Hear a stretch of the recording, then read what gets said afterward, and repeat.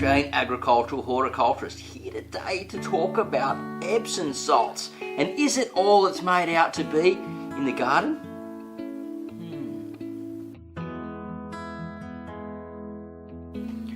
Well, guess what, my friends? It just may not be all it's packed up to be. It's actually pretty good stuff, but it's used separately on its own when it's supposed to be used with a ton of other trace elements and minerals combined with it to make it work at its optimum best.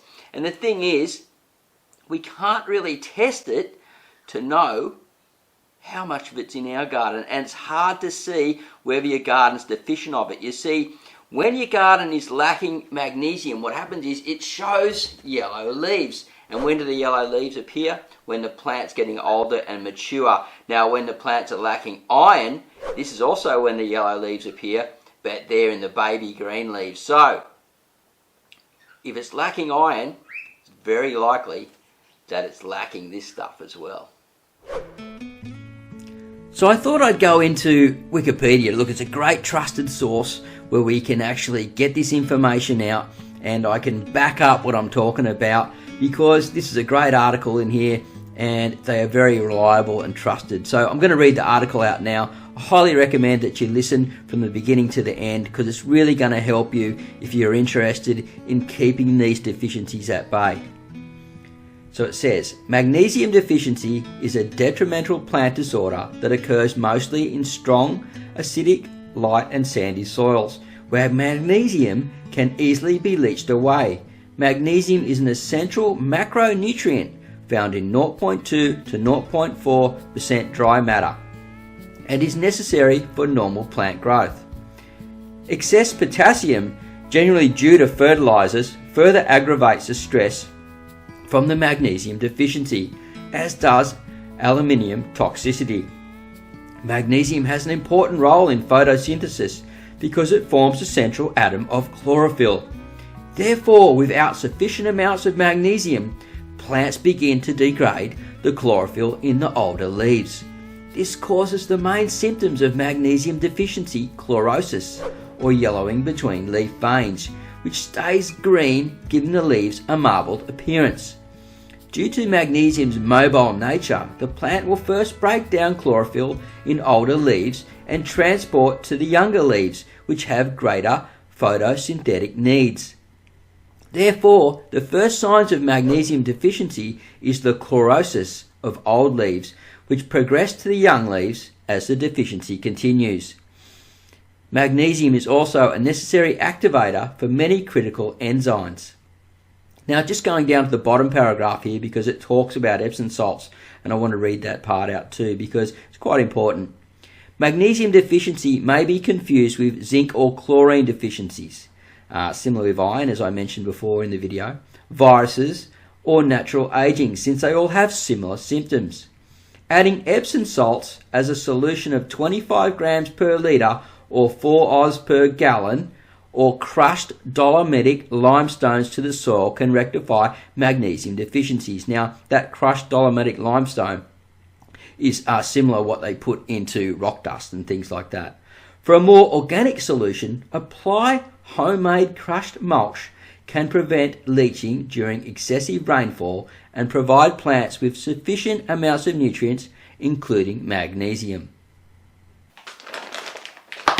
So if you watched yesterday's video about growing the tomatoes, then you would have seen that I spoke about this stuff, rock dust. Now, this has magnesium in it. Now, this bag is a really expensive bag of rock dust, probably the most you can buy it. I bought it from a local supermarket, Bunnings, if you're in Australia, everyone knows that place. But it's still way cheaper than what I paid for this little box of magnesium sulfate, right? I think I paid about $8 for this from Coles or Woolworths or something like that. I ran out and bought it. I've been putting it in my bath. It's such good stuff because I have torticollis, which is a muscular problem in my neck. But anyway, getting away from that, why spend all that money on this to get one mineral when you can use this, which has got minerals that are just as important or even more important in there, and they're all together. Now, this cost me $20. And this little box cost me $8. and this has also the sulfate in it as well. And if I get in here, I can read you the analysis on the back here. Put on my Superman glasses so I can see.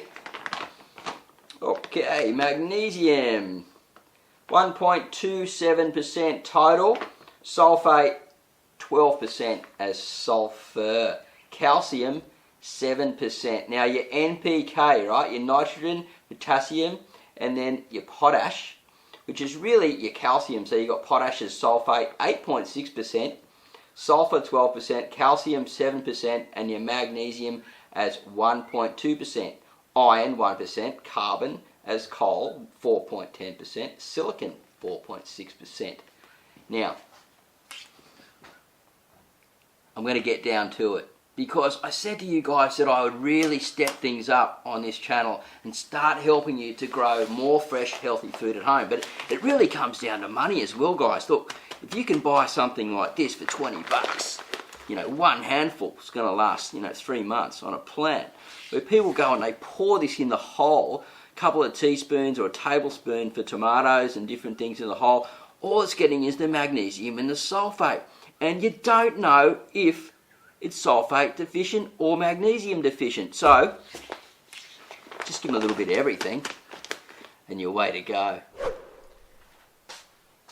So I understand I may have upset a few people with this video who have been using this for a very long time, and I know a lot of people out there are, and they're getting good results from using it, and great, because it's magnesium and plants need it. So if you believe that your soil is deficient of it, then you can add some of this in there and it will really help. But the best way really is to get all your minerals locked up into your compost so it doesn't leach away. It becomes more bioavailable to plants more readily because the worms start eating it and they lay their castings, and then when it's in castings it gets uptake by the plants so easy. And once it's locked into your system, you just keep recycling it through your compost, and voila, you're eating it, consuming it, the plants and animals are getting it, everyone's loving it, and that's the best way, I believe, to get it going. But anyway, look, I want to hear what you've been using this for. Do you use it? How often do you use it? Do you love it? Do you think it's can be improved upon, maybe using rock dust and change the formulas and things? I'd love to hear what you've got to say. Hey guys, before you go, click that bell button in the subscribe area so you get notified each and every time I bring out a new video. And we'll see you at the next video real soon. Bye for now.